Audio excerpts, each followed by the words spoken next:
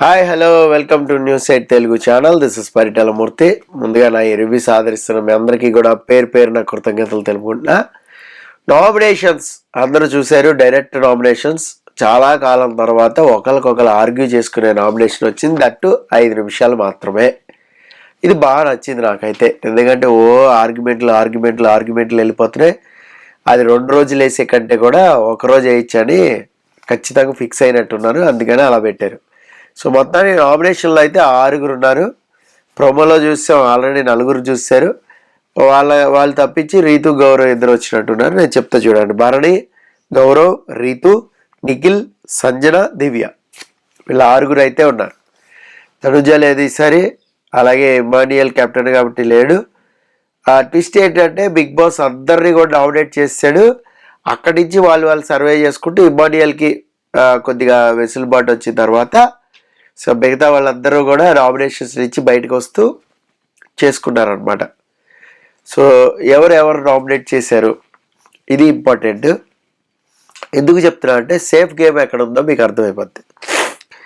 Bharani దివ్యాన్ని nominate చేశాడు. Suman నిఖిల్ని nominate చేశాడు. Emmanuel Bharani nominate చేశాడు. తనూజ గౌరవ్ని చేసింది. గౌరవ్ సంజన చేశాడు. సంజన మళ్ళీ గౌరవ్నే చేసింది.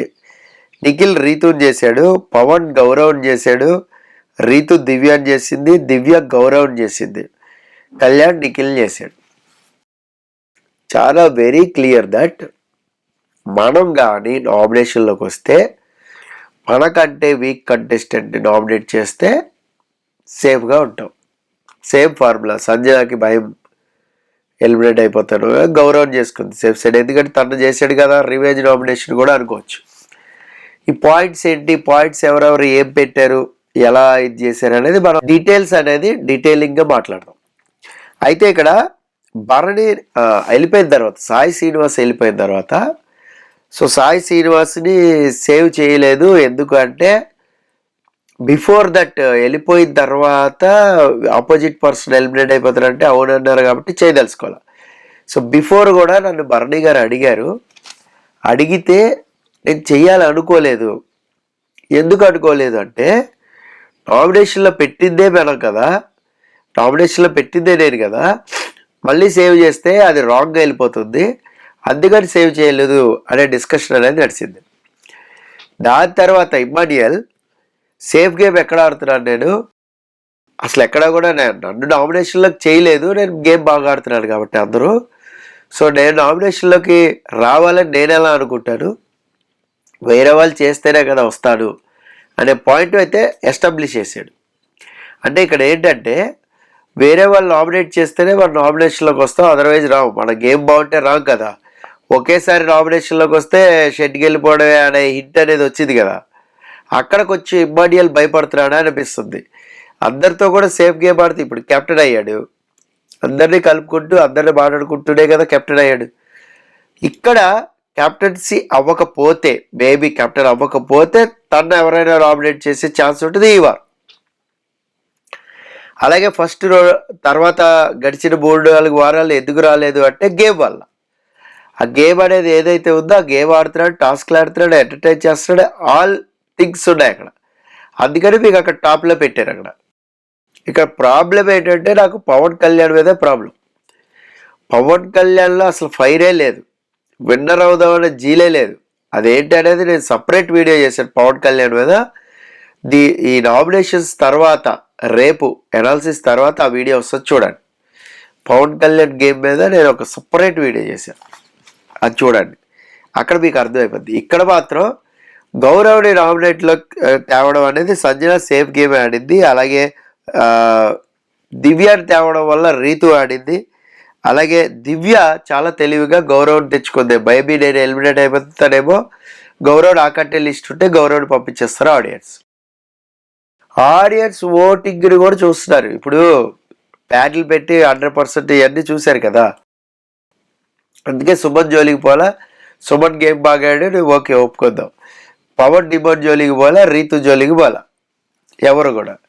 సో అక్కడక్కడే తిరిగింది ఏంటంటే వీళ్ళే బాటంలో ఉన్న వాళ్ళు, నాకంటే బాటం ఈవిడ, ఈవిడ కంటే బాటం నేను, ఇలా సేఫ్గా నామినేషన్ వేసుకున్నారు. పాయింట్స్ ఏంటి ఇట్స్ వ్యాలిడ్ పాయింట్స్ ఉంటే వ్యాలిడ్ అని చెప్పుకుందాం, లేదంటే లేదని మనం మాట్లాడుకుందాం. ఇక 6 అయితే నామినేషన్లోకి వచ్చారు. 6కి ఒక పెద్ద గొడవ అనేది జరిగింది. ఆర్గ్యుమెంట్స్ బాగా జరిగినాయి. 5 నిమిషాల్లోనే బాగా టఫ్ ఫైట్ అనేది ఇచ్చారు అందరూ కూడా.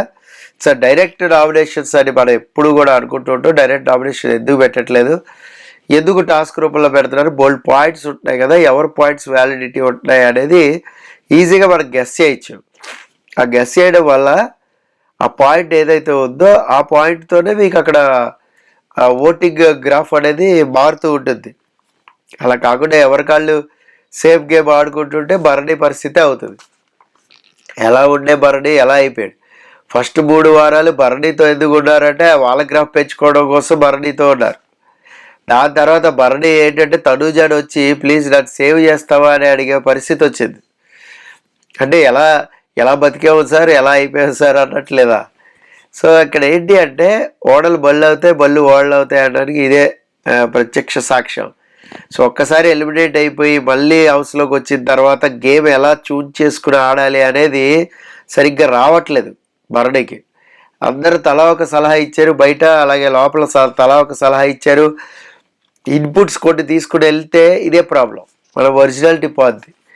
మన ఒరిజినాలిటీ ఎలా ఉందో అలా గేమ్ ఆడితేనే ముందుకు వెళ్ళగలుగుతాం. ఇక్కడ చూడండి, అడగకుండా ఉంటుంటే చాలా బాగుండేది. మేబీ ఆడియన్స్ ఓకే బయటికి పంపన్నారు, బయటికి పోయేటువంటి దర్జాగా బాయ్ బాయ్ అనొచ్చు. అడిగిన తర్వాత చూడండి ఎలా అయిపోయిందంటే ఆ గ్రాఫ్ అనేది ఇంకా పడిపోయింది.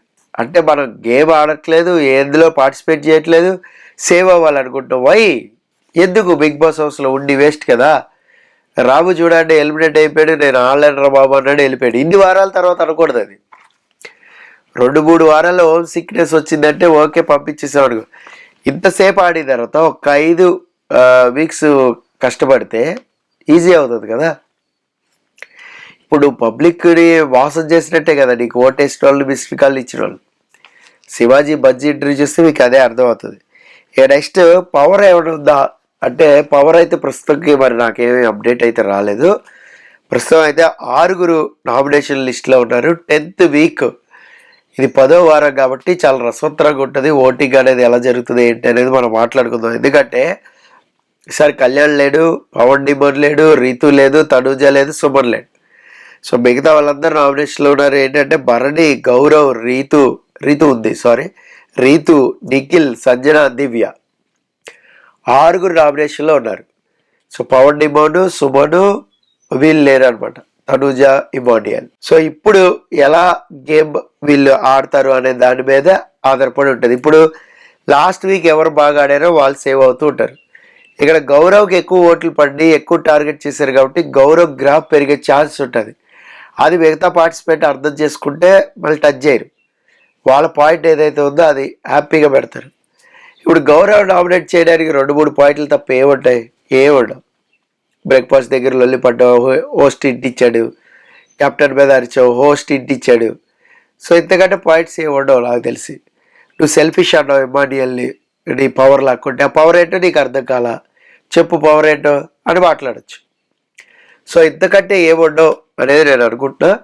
చూద్దాం మీకేమనిపించింది నామినేషన్ లిస్ట్ అనేది కామెంట్ చేయండి. This is Paritala Murthy signing off. By by.